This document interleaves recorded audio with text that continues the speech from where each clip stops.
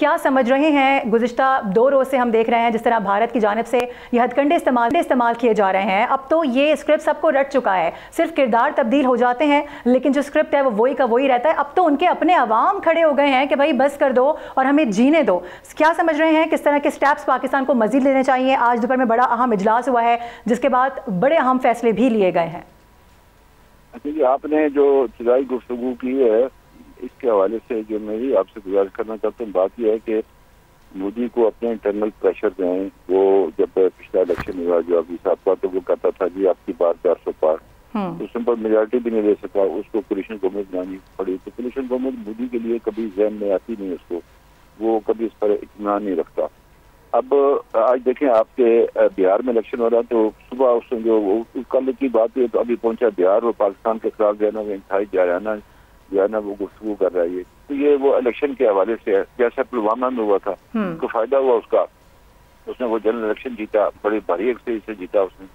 اب یہ ہے کہ ہندوستان کے اندر فضا پیدا کر دی. واجپئی بھی اسی پارٹی کا تھا لیکن وہ بڑا سیزن پالیٹیشین تھا.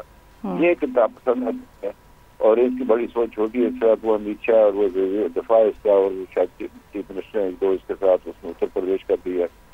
اب یہ ہے کہ 3 پنچنگ بیگز ہیں انڈیا میں مودی کے لیے. ایک آ گیا پاکستان, ایک ہندوستان میں بسنے والے مسلمان, ایک پھر کشمیری.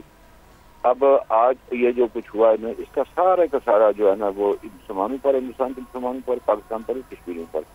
اب یہ جو ضلع کی وجہ سے واقعہ کیا ہے, اب دیکھیے نا جیسے اس جوڑے نے کہا جی ہم زندہ ہے. سری نگر کے اندر لال چوک آ کے کھڑے تو انہوں نے کہا جی کہ یہ فرار کر رہے ہیں, خود نے کیا, کشمیری کو بدنام کرنے کے لیے کیا, اور لوگوں نے بھی کشمیر کے اندر کہا.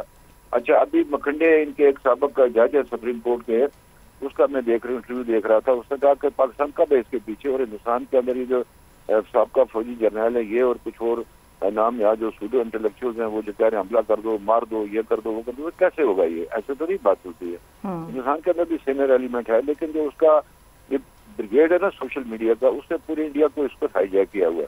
وہ جو انتہا پسندوں کی بات بالکل آج اس کے اقدامات کے حوالے سے جو انہوں نے کل کیے, آج ہمارے نیشنل سیکورٹی کونسل کی میٹنگ میں ان کا جو اعلامیہ ہے اس میں بھی ہمیں اطمینان ہے. اس کے بعد جو پھر وزراء نے جو مرکزی وزراء نے جو پریس کانفرنس کی اس پر بھی اطمینان ہے. راجہ فاروق صاحب آپ سے جاننا چاہیں گے, یہ ہم دیکھ رہے ہیں جس طرح سے گزشتہ روز سے اور اس سے پہلے سے ہی تمام تر واقعہ رونما ہوتا ہے, پھر اس کے بعد ہم دیکھتے ہیں کہ یہ ٹویٹی کے اوپر بات ہوتی ہے, سارے تعلقات ختم کر دی جاتے ہیں. اب یہ ڈپلومیٹک ٹائز ختم ہونے کی بات ہو رہی ہے, تو ظاہر ہے یہ اس کو ہم اتنا آسان نہیں لے سکتے اور اس کو اتنا آسان لینا بھی نہیں چاہیے, کیونکہ اس کے بعد پھر اگلا اسٹیپ پھر وار ہی ہوتا ہے. تو آپ سمجھتے ہیں کہ خدا نہ خواستہ اللہ نہ کرے کہ یہ خطہ پھر مزید کسی مشکل میں پڑ سکتا ہے؟ ان کی غیر ذمہ داری کا بظاہر دیکھے. ابھی میں دیکھ رہا تھا کہ پاکستان نے ایٹمی حملے کی دھمکی دے دی. کس نے ایٹمی حملے کی دھمکی دی؟ اب یہ سارا ہندوستان کے اندر ایک وہ ڈائریکٹو بلڈ کر رہا ہے, جو میں نے آپ سے پہلے بھی عرض کیا کہ اپنی کمزوری کو چھپانے کے لیے. بات یہ ہے کہ دیکھیے ہم نے اس کو کہا اٹس ایکٹ آف وار, اس لیے کہ ہمارا زندگی اور موت کا مسئلہ ہے پانی, اس کو تو نہیں ہو سکتا. بات بالکل درست ہے کہ پانی کو لے جائے گا کہاں پہ؟ پانی تو نیچے ہی آنا ہے پانی میں. اچھا اب فرض کیجیے اب اس سے ایسی حماقت کی ہے, کل اگر چائنا وہ برہم پترا پر بناتا کہتا میں نے اوپر بنا لیا تو کیا کرو گے؟ تو تم نے خود ایک موقع کر اپنے خلاف چائنا کو, اگر وہ جو ابھی چل رہا ہے جو برہم پترا پر بنا رہے ہیں جو وہ ڈیم, ہندوستان جو شور میں چل رہا ہے, تو پھر نیچے کیا کرے گا یہ؟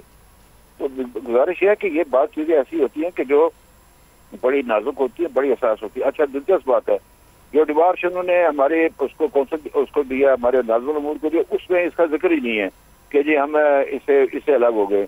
اب یہ بیٹھ کر ان کا جو سرکی خارجہ نے کس سے جو پریس کانفرنس اس میں وہ کہتا ہے جی اب یہ کریں گے. جو آفیشلی دیا پاکستان میں اس کا ذکر ہی نہیں ہے. اب آمدن دیا یا بیوقوف سے بات کیا کہ ان کا سرکی خارجہ کیا ہوا, یہ اتنا آسان نہیں ہے. اب بات یہ ہے کہ یہ سیف افریقی معاہدہ ہے, پاکستان کے پاس فورم موجود ہیں, ورلڈ بینک کا فورم موجود ہے, پھر آپ کے پاس سیکورٹی کونسل موجود ہے. آج اللہ کے فضل سے پاکستان 2 سال کے لیے سیکورٹی کونسل کا ممبر ہے اگلے سال تک کے لیے. تو اس میں یہ ہے, تو یہ آسانی سے نہیں ہو سکتا. پاکستان تو چھوٹا ملک نہیں جیسے جنرل صاحب کہہ رہے. بات یہ ہے کہ ان کو جنرل کدوائی کا وہ جو انہوں نے دیا تھا, ایک انٹرویو دیا تھا, بتایا تھا کہ ساری بات بتائی تھی کہ تم کہاں چھپو گے, ساری چیز ہماری نظر میں انڈمان تک. تو یہ ممکن نہیں ہے یہ, اور یہ اللہ نہ کرے کہ جنگ ہو ہندوستان پاکستان کی, کوئی بھی نہیں چاہتا ہے. اس میں انسانی جانوں کا ضیاع. ہم پہلے بھی حکومت پاکستان نے مذمت کی, وزارت خارجہ نے مذمت کی کہ جو لوگ سویلین مارے گئے ہم اس کی مذمت کرتے ہیں, ہم دہشت گردی کی ہر جگہ مخالفت کرتے. اب آپ دیکھیں جب جعفر ایکسپریس کا ہوا تھا ان کی باتیں کھلی, ان کا یہی میڈیا وہ جو ہے وہ ایک بیوقوف آدمی ہے جس کو یہ جنرل صاحب بھی کہیں گے وہ جے ڈی بخشی کا کیا بلا ہے، ایک میجر ہے، اس کو کیا پتا ہے تمہیں میجر کو کہ جنگیں کیسے لڑی جاتی ہیں، تمہیں ایک اپنا اس کے کمپنی کمانڈر تم اس کا جو ہے دو بڑے ملکوں کے درمیان جنگ کی باتیں کرتے ہو، کیسے کرتے ہو یہ؟ سبسکرائب کریں اور بیل دبائیں تاکہ کوئی خبر رہ نہ جائے۔